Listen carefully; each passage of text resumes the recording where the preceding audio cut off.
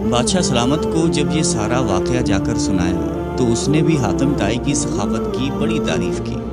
قبیلہ بنی طے کے سردار حاتم طائی کے بارے میں یوں رقم ہے کہ ایک بادشاہ نے حاتم طائی کی اتنی شہرت سنی کہ بادشاہ نے محسوس کیا کہ اس کی شہرت، اس کا نام اور اس کی عزت حاتم طائی سے کم ہے۔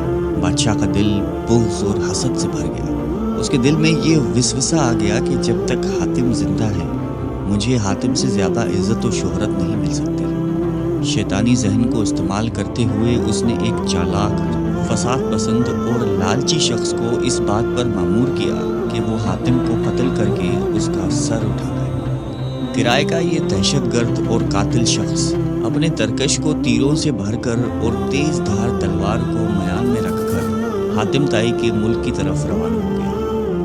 جب وہ حاتم طائی کے علاقے میں پہنچا تو اس کی ملاقات ایک خوش گفتار، خوش مزاج اور بڑے ہی پرسکون شخص سے ہوئی۔ یہ شخص کرائے کے قاتل کو مسافر سمجھ کر اپنے گھر لے گیا اور ایسے پیار اور خلوص سے اس کی تواضع کی کہ کرائے کا قاتل اس کا گرویدہ ہو گیا۔ دوسرے دن جب مہمان نے رخصت ہونا چاہا تو خوش گفتار اور خوش اخلاق میزبان نے اصرار کیا کہ مہمان ابھی چند روز اور قیام کرے اور مزید خدمت کرنے کا موقع دے۔ کرائے کے قاتل کے دل میں میزبان کی تکریم اور بڑھ گئی۔ اس نے کہا کہ مجھے ایک ضروری کام درپیش ہے، اس لیے میں زیادہ دن نہیں ٹھہر سکتا۔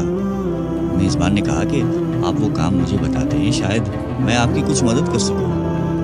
کرائے کے قاتل نے رازداری سے کہا کہ بادشاہ نے مجھے حاتم طائی کو قتل کرنے کا حکم دیا ہے، اس کے سر پر بڑا انعام مقرر کر دیا ہے۔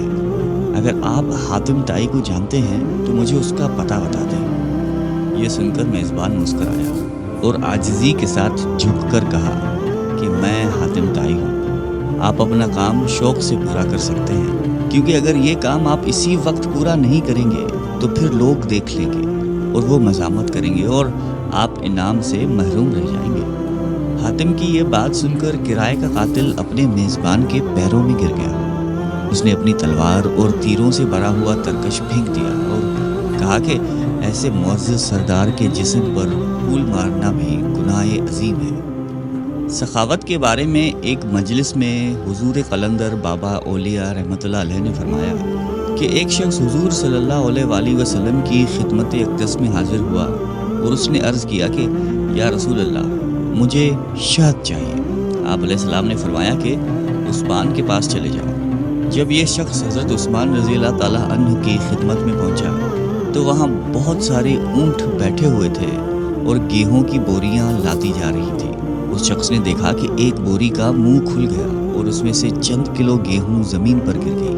حضرت عثمان رضی اللہ تعالیٰ عنہ نے جب یہ دیکھا تو انہوں نے اپنے ملازم سے باس پرس کی اور اس کو ڈانٹا ٹپٹا کہ یہ گیہوں زمین پر کیوں گرا ہے۔ آنے والے شخص نے یہ دیکھ کر واپسی کا فیصلہ کیا اور پھر آپ علیہ السلام کی خدمت میں حاضر ہوئے اور فرمایا کہ یا رسول اللہ، مجھے شہد چاہیے۔ حضور اقدس صلی اللہ علیہ وآلہ وسلم نے پھر یہی ارشاد فرمایا کہ عثمان کے پاس چلے جاؤ۔ سوالی شخص نے ساری کارگزاری بتائی۔ آپ علیہ السلام نے پھر بھی فرمایا کہ عثمان کے پاس چلے جاؤ۔ یہ شخص دوبارہ حضرت عثمان غنی رضی اللہ تعالیٰ عنہ کی خدمت میں حاضر ہوا اور ان کے ملازم سے شہد مانگی۔ ملازم نے حضرت عثمان رضی اللہ تعالیٰ عنہ سے کہا کہ اس آدمی کو شہد چاہیے۔ حضرت عثمان غنی نے فرمایا کہ اسے شہد دے دو۔ ملازم نے برتن مانگا۔ آنے والے شخص نے کہا کہ میرے پاس تو برتن نہیں ہے۔ ملازم نے پھر حضرت عثمان غنی رضی اللہ تعالیٰ عنہ سے عرض کیا کہ حضور، اس کے پاس تو شہد لینے کے لیے برتن ہی نہیں ہے۔ حضرت عثمان غنی نے فرمایا کہ شہد کا کپا اٹھا دو۔ آنے والے شخص نے کہا کہ میں کمزور آدمی ہوں، اتنا زیادہ وزن تو اٹھا نہیں سکتا۔ ملازم پھر حضرت عثمان غنی رضی اللہ تعالیٰ عنہ کے پاس گئے اور کہنے لگے کہ آنے والا شخص بہت کمزور ہے اور اتنی شہد اٹھا نہیں سکتا۔ حضرت عثمان غنی رضی اللہ تعالیٰ عنہ کو ملازم کی بار بار مداخلت پسند نہیں آئی۔ ذرا تیز لہجے میں فرمایا کہ اونٹ پر لاد کر دے دو، اور آنے والا شخص اونٹ پر شہد لے کر چلا گیا۔ یہ واقعہ بیان کر کے حضور قلندر بابا اولیاء رحمۃ اللہ علیہ نے فرمایا کہ مجھے اس بات پر حیرت ہے کہ ہر مسلمان دولت مند بننا چاہتا ہے، لیکن کوئی آدمی حضرت عثمان غنی رضی اللہ تعالیٰ عنہ کے طرز عمل کو اختیار کرنا نہیں جانتا۔ یہ پیغمبرانہ اوصاف اور طرز فکر جب بندے کے اندر متحرک ہو جاتے ہیں تو وہ دیکھ لیتا ہے کہ کوئی شے براہ راست موجود نہیں، ہر چیز کا وجود اللہ کی حاکمیت پر ہے، سارے جہانوں کا بادشاہ اللہ ہی ہے۔